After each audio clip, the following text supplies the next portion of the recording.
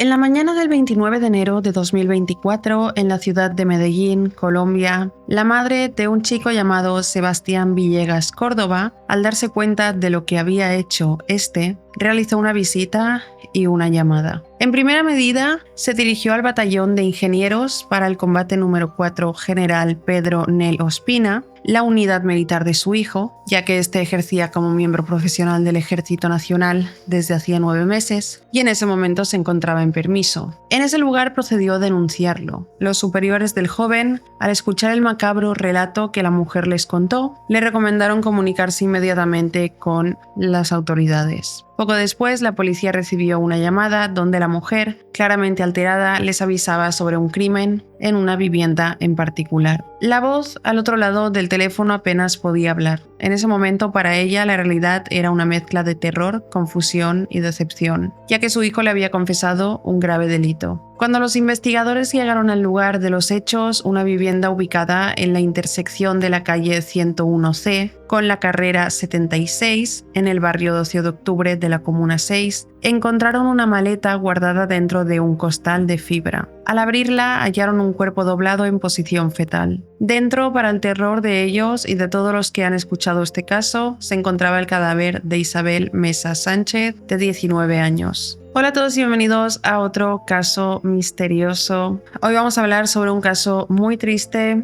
perturbador e impactante. Antes de empezar, si te gusta este tipo de contenido, suscríbete a este canal y déjame un me gusta ahora o al final del vídeo si te acaba pareciendo interesante e informativo. Como veréis, estoy en un diferente set. No es que haya cambiado de set, sino que en donde tengo el otro hace muchísimo calor y aquí se está en el salón mucho mejor. Así que bueno, sin nada más que decir, empecemos con este caso.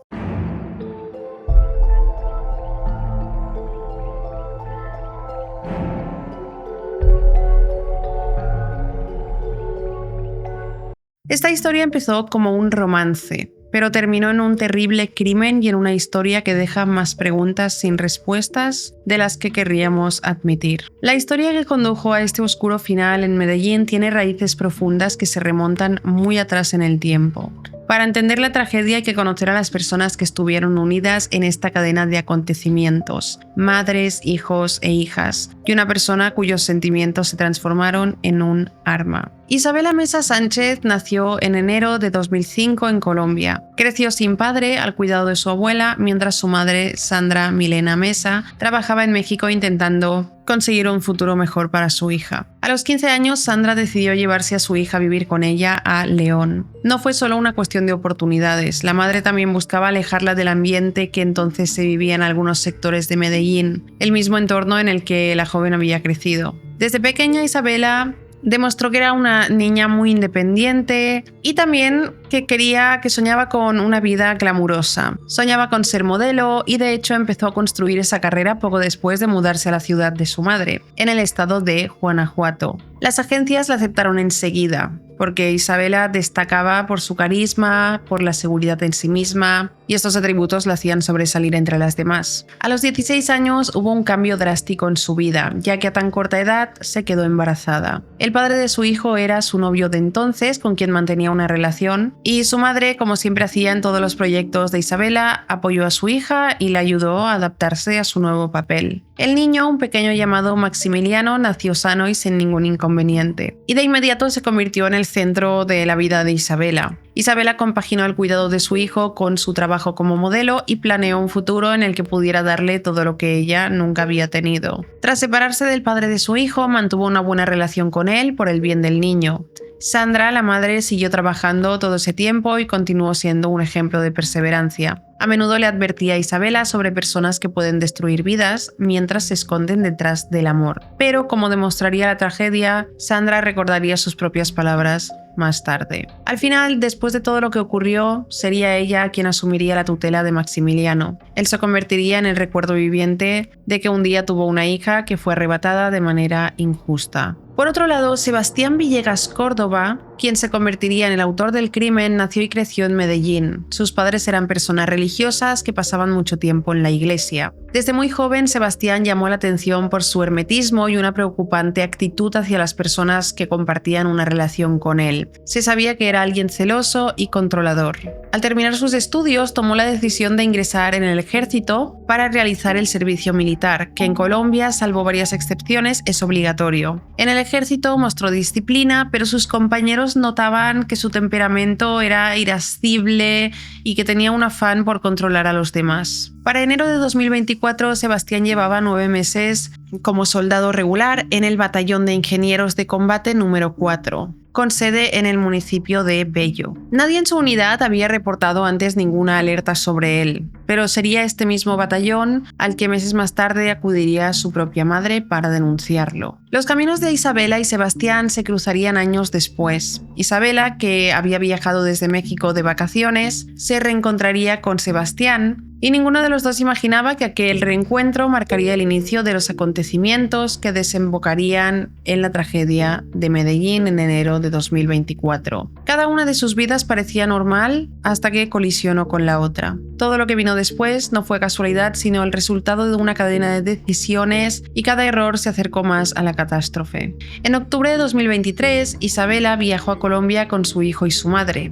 Era un viaje anual, una tradición con la que visitaban a la familia y a viejos amigos en Medellín. Isabela llevaba casi 3 años viviendo en México, se había acostumbrado a la estabilidad, al ritmo de vida y a la sensación de control que le daba su trabajo y su hogar. Y volver a Colombia le parecían unas vacaciones cortas, una pausa, una oportunidad para reconectar con sus seres queridos, con amigos. Durante su estancia en Medellín, Isabela se encontró con Sebastián Villegas Córdoba, a quien conocía desde la infancia. Él era 2 años mayor que ella. Y se conocían porque él se movía alrededor de la escuela donde había estudiado Isabela. Por aquel entonces ella no le había prestado mucha atención, pero con el paso de los años eso cambió. En ese momento Sebastián servía en el ejército colombiano y proyectaba seguridad, serenidad, madurez, y su reencuentro no fue planeado. Él la encontró a través de amigos en común y la contactó por redes sociales. Sus primeras conversaciones fueron amistosas y ya está, y planearon verse en persona. Y desde el principio Sebastián se mostró bastante intenso. Le hacía preguntas sobre su vida en México, su hijo, su trabajo. Isabela, acostumbrada a concentrarse por completo en su hijo y su carrera, se sintió halagada por tanta atención, y pronto lo que comenzó como un reencuentro de 2 personas que se conocen se convirtió en algo más. Ambos empezaron a salir y cuando aquella unión se convirtió en una relación, todo parecía ir bien. El principio de la relación, según dijeron los que los conocían, fue tranquila. En redes sociales lo que mostraban era una pareja enamorada. Isabela publicaba fotos con él y comentarios cariñosos, y Sebastián respondía con la misma intensidad. Para quienes los veían desde fuera, sin acceso a sus conversaciones privadas, parecían simplemente 2 jóvenes felices en una relación. Nadie podía ver, detrás de esas publicaciones, que la misma intensidad que se mostraba como ternura en público se convertía en privado en vigilancia. Muy pronto Sebastián empezó a dar señales de necesidad de control. Siempre había sido algo inseguro y empezó a hacerle a Isabela preguntas sobre con quién pasaba el tiempo, a dónde iba, a quién le escribía. Isabela, ajena al peligro en el que se encontraba, lo interpretó como una muestra de que se preocupaba por ella. No reconoció las señales de alarma porque, al fin y al cabo, ella no planeaba una relación seria realmente. Su plan era volver a México, donde tenía su vida, y Sebastián vivía en Medellín. Pero Sebastián veía las cosas de otra manera. Para él el reencuentro se convirtió en algo más grande, en algo obsesivo. Cuando sus vacaciones estaban a punto de terminar, Sebastián comenzó a presionarla para que se quedara en Colombia con él. Isabela, consciente de todo lo que tenía en México, le dijo que no, que su vida estaba en aquel país y ahí era donde estaba su hijo, su trabajo, su madre. Sebastián no encajó muy bien esta noticia. Empezó a lanzar comentarios y aseguró que no soportaba la idea de que ella regresara a otro país donde otros hombres la mirarían. Sin embargo, el día tan temido para Sebastián llegó. Antes de irse, Isabela le prometió seguiremos en contacto. Sebastián le propuso videollamadas diarias y ella aceptó, pensando que era solo otra forma de demostrar cariño. No obstante, a partir de ese momento, su relación entró en una espiral de control y hostilidad. El viaje, que había comenzado como una pacífica visita familiar, resultaría ser el punto de partida de una serie de desafortunados sucesos que condujeron al trágico final. En aquel momento ella no podía saber, como no podía saber nadie de su entorno, que un reencuentro aparentemente inofensivo se convertiría en algo muy oscuro. De nuevo en México, Isabela, tal como le prometió, siguió comunicándose con Sebastián. Se escribían mensajes, hablaban por teléfono, mantenían videollamadas diarias. Al principio todo parecía normal. Compartían novedades, hablaban de planes. No obstante, las cosas empezaron a cambiar. Sebastián se volvió exigente. Insistía en que Isabela debía estar localizable en todo momento. Cualquier respuesta tardía desataba celos, reproches, le decía que ella le estaba descuidando, empezó a exigir pruebas de su fidelidad, quería ver la pantalla de su móvil, comentaba las fotos que ella publicaba en internet y ponía en duda con quién hablaba. Poco a poco todo se transformó en un sistema de control. Isabela se convencía a sí misma de que solo era amor, alguien que luchaba contra la distancia, contra esta relación en la que estaban en países diferentes. Incluso tranquilizó a su madre, Sandra, diciéndole: Sebastián solo necesita tiempo para adaptarse. Pero las señales de alerta se volvían cada vez más evidentes. Sebastián empezó a entrometerse en su vida diaria y le sugirió que borrara contactos y cortara comunicación con amigos, sobre todo con compañeros de trabajo. Cada mención del padre de su hijo provocaba reacciones furiosas. Él no podía aceptar que ella mantuviera una relación de crianza compartida y respetuosa. Cada vez que ella intentaba explicarle, la conversación terminaba en culpas y manipulación. Sandra notó que su hija estaba cambiando. Isabela se volvió ansiosa, tenía el móvil constantemente en la mano y evitaba cualquier conversación sobre Sebastián. Sus amigos también se dieron cuenta de esto, se dieron cuenta de que se empezó a aislar, pero no pudieron convencerla de que terminara la relación. Isabela seguía creyendo que los celos significaban sentimientos profundos y que todo se arreglaría en cuanto volvieran a verse. A finales de 2023, la presión de Sebastián había alcanzado un punto de inflexión. Empezó a amenazar con autolesionarse si Isabela llegaba a dejarlo y advirtió que no podría vivir si ella estaba con otra persona. A veces sus amenazas se volvían aún más sombrías. Hablaba de hacer daño a cualquiera que se le acercara.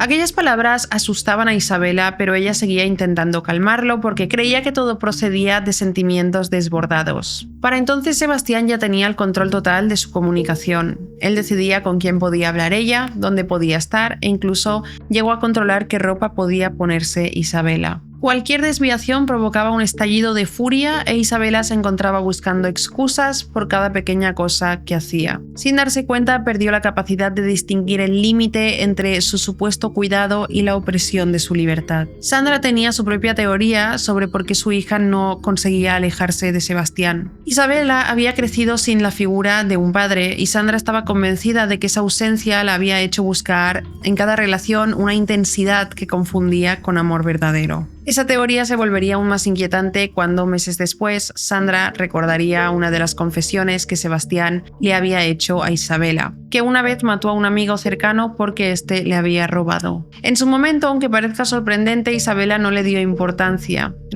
que debía. A finales de diciembre, Sebastián insistió en que la comunicación virtual ya no era suficiente y le exigió a Isabela que volviera a Colombia, alegando que era la única forma de salvar la relación. Agotada por los constantes conflictos, Isabela accedió a ir de visita por un periodo corto. En ese momento su relación ya no era un romance, se había convertido en dependencia. Sebastián transformó su confianza en una herramienta de control. Cada paso que ella daba dependía de su aprobación. Y aquello ya era el principio de la destrucción, una destrucción que pronto se convertiría en una amenaza directa contra la vida de Isabela. A principios de enero de 2024, Isabela le dijo a su madre que tenía previsto ir a Colombia.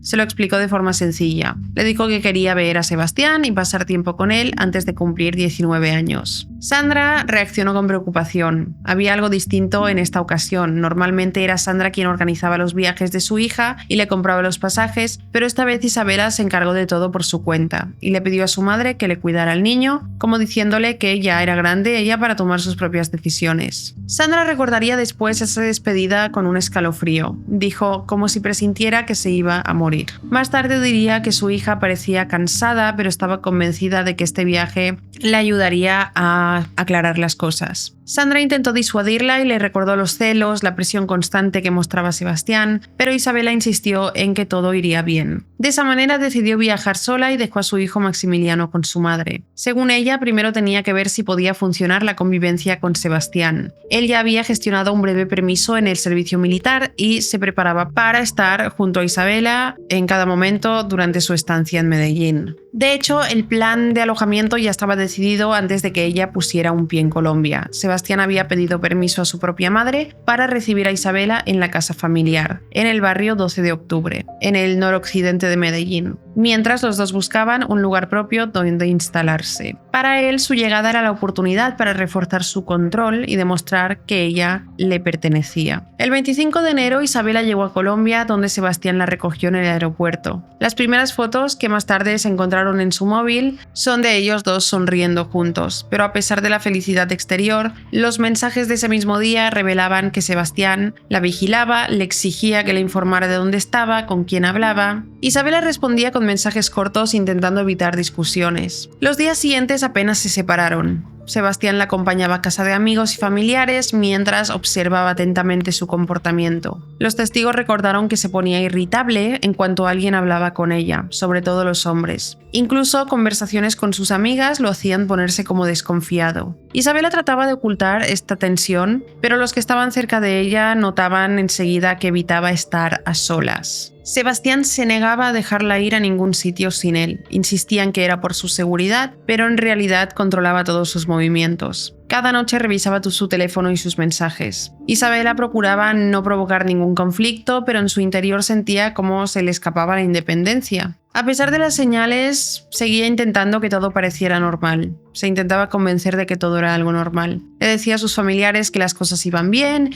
y que Sebastián solo se preocupaba por ella. Pero en realidad Isabela vivía bajo un estrés profundo. Planeaba acortar el viaje, pero no tuvo la oportunidad de hacerlo. Isabela solo llevaba unos pocos días en la ciudad, pero a él le bastó para aislarla de todos los demás. Y lo que había empezado como un intento de reconciliación se convirtió en un tiempo de presión ininterrumpida en el que incluso una sola palabra podía desencadenar una conducta agresiva. Aquel viaje estaba pensado como una breve prueba de su relación, pero en lugar de eso fue lo último que Isabela hizo en vida. La noche del 28 de enero, Isabela celebró que cumplía 19 años. Unos amigos habían organizado una pequeña reunión a las afueras de la ciudad, en una casa particular, con música, decoración sencilla, al aire libre y algo de picar. Para los demás no era más que una fiesta de cumpleaños normal, pero para Isabela era una rara oportunidad de reencontrarse con viejos amigos. Según testificaron después las personas que asistieron a la fiesta, Isabela parecía tranquila y se esforzaba por no mostrar lo agotada que se sentía. Sebastián llegó con ella a la fiesta y desde el principio se mostró tenso. Más tarde los testigos declararon que apenas habló y casi nunca sonrió. Mientras Isabela charlaba con sus amigos, él permanecía junto a su lado, observándola de cerca. Varios invitados recordaron que dijo que quería irse pronto, alegando que estaba cansado. Isabela intentó no darle importancia y mantener la fiesta animada. Pasado un rato, alguien propuso hacerse una foto en grupo, y cuando Isabela se puso junto a un amigo de toda la vida, Sebastián reaccionó de repente. Se acercó a ella, la agarró de la mano y le exigió que se fueran. La gente notó la tensión de inmediato. Isabela intentó soltarse, pero él apretó aún más. Los testigos contaron que ella le dijo en voz alta que la soltara, y la música paró por un momento. Algunos amigos intentaron intervenir y le ofrecieron llevarla a casa, pero ella se negó y dijo que podía arreglárselas. Entonces los dos se marcharon juntos y así salieron poco antes de la medianoche. Ninguno de los presentes de la fiesta volvería a ver con vida a Isabela. Los investigadores descubrirían más tarde que Sebastián ya se encontraba en un estado emocional profundamente inestable en aquel momento. Solo unas horas antes de la fiesta le había escrito a un amigo quejándose de que no podía controlar la situación y de que Isabela no le hacía caso. Aquellos mensajes se convertirían en una prueba clave porque mostraban una clara intencionalidad detrás de lo que ocurrió después. Cuando Isabela y Sebastián se fueron de la fiesta, sus amigos intentaron contactar con ella, pero tenía el móvil apagado. Una amiga le escribió a la mañana siguiente, pero el mensaje nunca fue leído. Su madre, desde México, declaró después: también intenté llamarla aquella noche, pero la comunicación se cortaba una y otra vez. A partir de ese momento se perdió todo rastro de Isabela. La última vez que alguien la vio fue la noche de la fiesta, sonriendo y hablando con sus amigos. y viendo los momentos de tensión que provocaba Sebastián. Solo unas horas después, su nombre aparecería en los informes policiales en circunstancias trágicas. Tras abandonar la fiesta, Isabela y Sebastián se dirigieron a casa de los padres de él. El trayecto duró aproximadamente 30 minutos. Según los investigadores, durante el camino estalló una discusión entre ellos. Los registros telefónicos muestran que Isabela intentó llamar a una amiga alrededor de la medianoche, pero la llamada solo duró unos segundos antes de interrumpirse. Esta fue la última actividad registrada en su móvil. Los vecinos declararon haber oído voces exaltadas procedentes de la casa de la familia Villegas sobre las 12:45 de la noche. Pocos minutos después, el ruido cesó. En ese momento, los padres de Sebastián no estaban en casa. Habían asistido a un oficio religioso nocturno. Al regresar, encontraron a su hijo en la sala de estar limpiando el suelo. Sin embargo, en realidad, su madre estaba junto al padrastro del joven. Los padres biológicos de Sebastián estaban separados desde hacía años, un detalle que la familia nunca ocultó, pero que tampoco salió a la luz hasta el proceso judicial. Su madre notó que llevaba la misma ropa que el día anterior, pero parecía húmeda. Su comportamiento le resultaba extraño. Sebastián rara vez ayudaba en las tareas del hogar, pero aquella noche limpiaba de forma compulsiva y evitaba cualquier conversación. Cuando le preguntaron dónde estaba Isabela, dijo que habían discutido y que ella se había ido. Sus padres no siguieron preguntando, pero percibieron un fuerte olor a productos de limpieza y una ventana completamente abierta, a pesar del frío que hacía. Más tarde, su madre vio una maleta en una esquina de la habitación. Al principio no hizo preguntas, pero poco después, Sebastián fue a la cocina y dijo en voz baja: «Lo he estropeado todo». Cuando su madre le preguntó qué había pasado, él contestó con calma que le había quitado la vida a Isabela. Acto seguido, salió de la casa. Sus padres no le creyeron hasta que revisaron la habitación y vieron sangre. Así que lo que había confesado Sebastián era verdad. Sobre las 7 de la mañana contactaron con la unidad militar en la que servía Sebastián y comunicaron su confesión. Sus superiores les instaron de inmediato a informar a las autoridades. Alrededor de las 8 de la mañana, los agentes llegaron a la vivienda. Durante el registro encontraron la maleta que la madre había mencionado. Al abrirla se confirmó lo peor, porque en su interior se hallaba el cadáver de Isabela Mesa Sánchez. Los forenses documentaron 24 puñaladas, varias de ellas compatibles con heridas de defensa, señal de que había intentado resistirse. El fiscal del caso, Andrés Felipe Franco, detalló ante el juez la ubicación exacta de cada herida: 8 en la región cervical, 7 en el tórax izquierdo, 3 en el abdomen y 6 más en el antebrazo izquierdo. Estas últimas, la prueba más clara de que Isabela se había intentado defender hasta el final. Según relataría después su madre, parte de esas heridas se las infligió cuando Isabela ya había muerto, como si la violencia no hubiera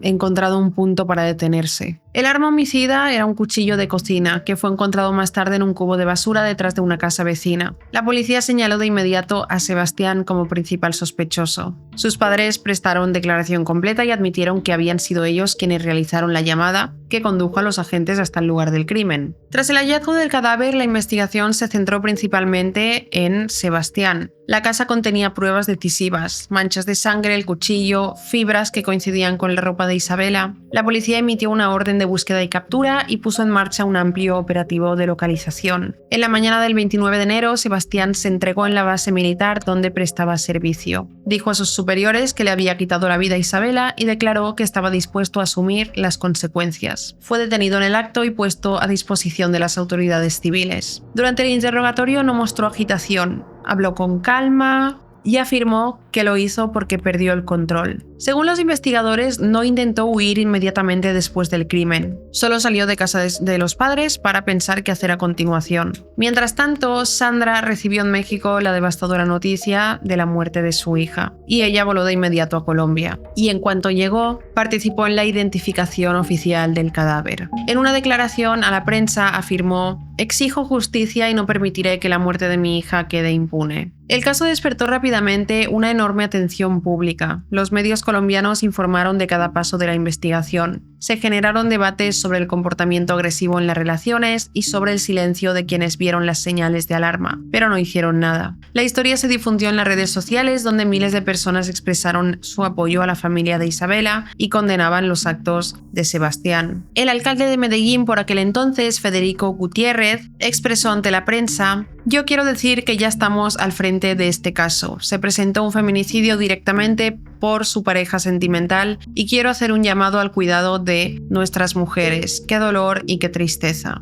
En el momento en el que Isabela fue asesinada por Sebastián, solo llevaban 2 meses de relación. La madre de Sebastián declaró que en ningún momento vieron algún acto de violencia previo a los hechos. El mismo 29 de enero, Sebastián fue acusado de feminicidio agravado y de ocultamiento de material probatorio, este último cargo relacionado con el hecho de haber escondido el cuerpo de Isabela dentro de la maleta, y fue puesto en prisión preventiva. Los primeros días bajo custodia transcurrieron sin incidentes hasta que el 3 de febrero ocurrió algo inesperado. Durante una pausa rutinaria al aire libre, Sebastián pidió usar el baño. Los funcionarios de vigilancia siguieron el procedimiento habitual y se lo permitieron. Pocos minutos después se hizo evidente que intentaba fugarse por una ventana del baño. El intento de fuga no ocurrió en una celda común, sino en una estación de policía del municipio de Bello, a donde había sido trasladado. Fue de madrugada, un sábado, cuando aprovechó que la vigilancia nocturna era menor. Sin embargo, no llegó a salir del edificio. Aquel intento de escape fue frustrado rápidamente. Sebastián fue capturado justo ahí, tras lo cual se endurecieron sus condiciones de reclusión y se añadió un nuevo cargo: tentativa de fuga estando bajo custodia. Este incidente se convirtió en una prueba más de que no sentía remordimiento y de que estaba dispuesto a infringir la ley de nuevo, incluso después de su detención. Días después de la captura, Sandra concedió una entrevista en la que relató por primera vez en detalle el patrón de control que había identificado demasiado tarde. Las videollamadas en las que Sebastián exigía ver la pantalla del teléfono de Isabela, la prohibición de hablar con el padre de su hijo, las amenazas constantes contra cualquiera que se le acercara. También dijo: quiero que este caso no se quede impune como tantos que han pasado, tantas campañas, tantas ni una más. Pido justicia para ella, es lo único que quiero porque ya no hay vuelta atrás. Según contó Sandra a los medios nacionales, Isabela era una niña hermosa, llena de sueños, con ganas de tragarse el mundo, y para mí era lo mejor. Fue mi primer amor, mi amiga y hasta parecía mi hermana. Contó también que el mismo día del funeral de su hija, Sebastián le hizo llegar un mensaje de disculpas a través de una amiga, en el que decía haberse enamorado como un loco. Sandra no lo aceptó como una disculpa real. Tras hacerse pública la noticia del intento de fuga, la atención mediática siguió creciendo. Organizaciones de mujeres exigieron medidas más estrictas contra los sospechosos implicados en actos de agresión contra las mujeres. Isabela fue despedida en Copacabana, Antioquia, el municipio donde había nacido, entre globos blancos y morados. Su hijo Maximiliano viajó desde León junto a Sandra para despedirse de su madre. Y junto al ataúd el niño dijo: «Chao mamá, te amo». Tatiana Vélez, que era la mejor amiga de Isabela, escribió en redes sociales que se sentía orgullosa de la mujer en la que Isabela se había convertido y que nunca podría entender por qué le arrebataron la vida justo cuando apenas comenzaba. Escribió: «Me siento tan orgullosa de la mujer en la que te estabas convirtiendo, en esa mamá tan maravillosa que eras para ese bebé que amabas tanto. Merecías todo lo bueno de esta vida. Desde que te conocí vivimos tantos momentos juntas, los cuales llevaré siempre en mi corazón y en mi mente. Jamás te olvidaré y créeme que se hará justicia». El nombre de Isabela Mesa Sánchez se convirtió en el símbolo de otro caso impactante de violencia de género, y su madre se transformó en el rostro de una campaña que pedía penas más duras en este tipo de delitos. La primera audiencia de imputación contra Sebastián Villegas Córdoba se realizó el 29 de enero y acaparó de inmediato una gran atención pública. En la primera visita, el acusado negó su culpabilidad y afirmó no recordar el momento del crimen. La fiscalía presentó pruebas, informes forenses, declaraciones de testigos de la fiesta y grabaciones de mensajes en los que él amenazaba a Isabela. Todo apuntaba a la intencionalidad y la planificación. Ante el peso de las pruebas, la defensa ofreció un acuerdo a la fiscalía. Sebastián aceptó declararse culpable a cambio de una reducción de la condena. El abogado defensor, Andrés Arteaga, fue quien presentó este preacuerdo. A cambio de que su cliente aceptara los cargos sin ir al juicio oral, la fiscalía aceptó reducir la pena en un 25%. La condena base de 500 meses quedó en 375 meses, es decir, 31 años y 3 meses de prisión. Sebastián aceptó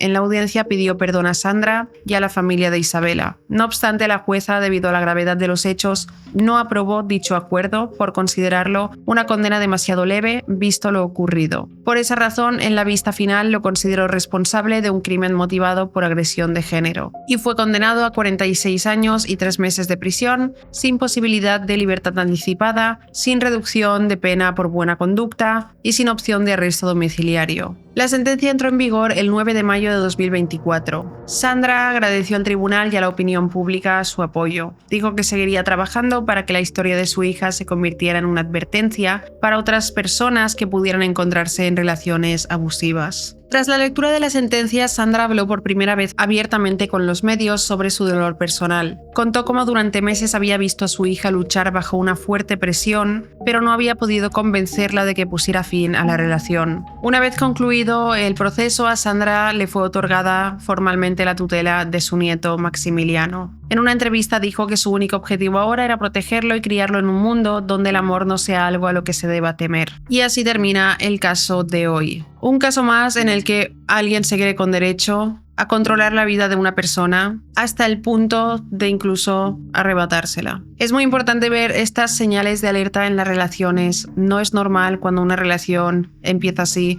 No es normal el control no es preocupación. Ya la primera señal de alerta hay que poner fin a este tipo de relaciones. Déjame en comentarios qué opináis sobre este caso y si te ha parecido interesante e informativo, no olvides suscribirte al canal, dejarme un me gusta. Gracias por ver mi vídeo y nos vemos en el próximo. ¡Chao!